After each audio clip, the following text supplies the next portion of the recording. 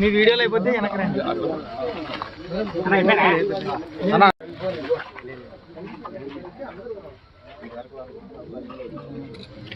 పోరాడతాం రైతు సోదరులకు న్యాయం చేస్తున్నట్టు ముంచిన కూటమి ప్రభుత్వం జయప్రదం చేయండి చలో కర్నూలును, జయప్రదం చేయండి చలో కర్నూలును.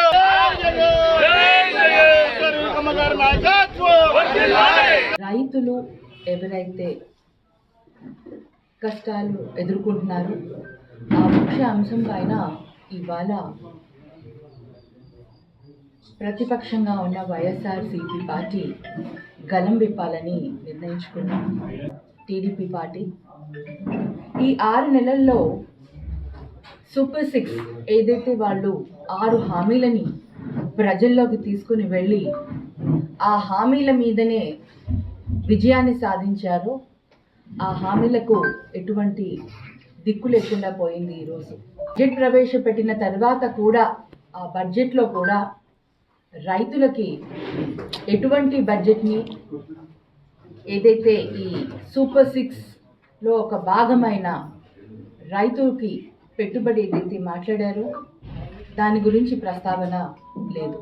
వైఎస్ఆర్సీపీ పార్టీ ఏదైతే వైఎస్ఆర్సీపీ ప్రభుత్వంలో వాళ్ళకి జరిగిన లాభాలేంటి, టీడీపీ ప్రభుత్వంలో వాళ్ళకి జరుగుతున్న నష్టం ఏంటి అని కూడా ఇవాళ వాళ్ళు బాధపడుతున్నారు.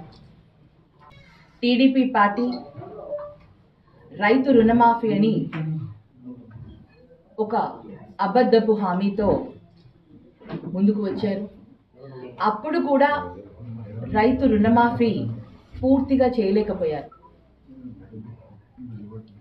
మరొక్కసారి 2024 కూడా అదేవిధంగా అందరినీ మభ్యపెడుతూ రైతులకు సంవత్సరానికి 20,000 చొప్పున పెట్టుబడికి వారికి ఆర్థిక సహాయం చేస్తానన్న టీడీపీ ప్రభుత్వం వచ్చాక ఇవాళ వాటి గురించి పట్టించుకోవట్లేదు. ముఖ్యంగా మన దేశంలో రైతే రాజు అని రైతుకి ఏ విధంగా మనం కాపాడాలి, వాళ్ళని ఆదుకోవాలి అనుకుంటూ ముందుకి రావాల్సిన బాధ్యత ఉండాల్సిన మన దేశంలో హామీలు ఇచ్చి కూడా హామీలను నిలబెట్టుకొని పరిస్థితిలో ఈరోజు టీడీపీ ప్రభుత్వం ఉంది. అది ఎందుకు మద్దతు ధర లేదు, రైతు భరోసా కేంద్రాలను అసలు పట్టించుకోవట్లేదు. ఒకప్పుడు మా ప్రభుత్వంలో రైతు భరోసా కేంద్రాలు పెట్టి రైతులకి కావలసిన విధంగా వాళ్ళకి కావలసిన ఫర్టిలైజర్స్ కానివ్వండి ఏదైనా సరే వారికి అందుబాటులో ఉండేలాగా మేము ఆ కేంద్రాలను పెట్టడం జరిగింది. జగనన్న 12,500 రూపాయలు ఏదైతే మాట ఇచ్చాడో ప్రభుత్వం వచ్చాక 13,500 ఇవ్వడం జరిగింది. అంటే చెప్పిన దానికంటే కూడా ఎక్కువ చేయడం జరిగింది. అధిష్టానం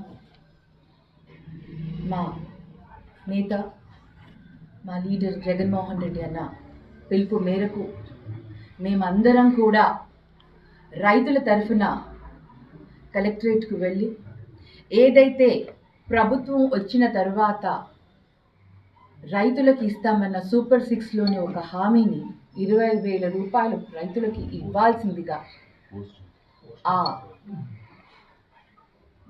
వినతి పత్రాన్ని కలెక్టర్కి అందించాలని ఇవాళ నిర్ణయం తీసుకోవడం జరిగింది. మళ్ళీ అదేవిధంగా 13వ తేదీన డిస్ట్రిక్ట్ హెడ్ క్వార్టర్ అయిన కర్నూలులో మేము అందరం కూడా ర్యాలీగా వెళ్ళి కలెక్టర్ గారికి వినతి పత్రం అందచేసి రైతులకి అండగా ఉండాలి ప్రభుత్వం అని ఆ విన్నపాన్ని ఇవ్వదలుచుకున్నాము.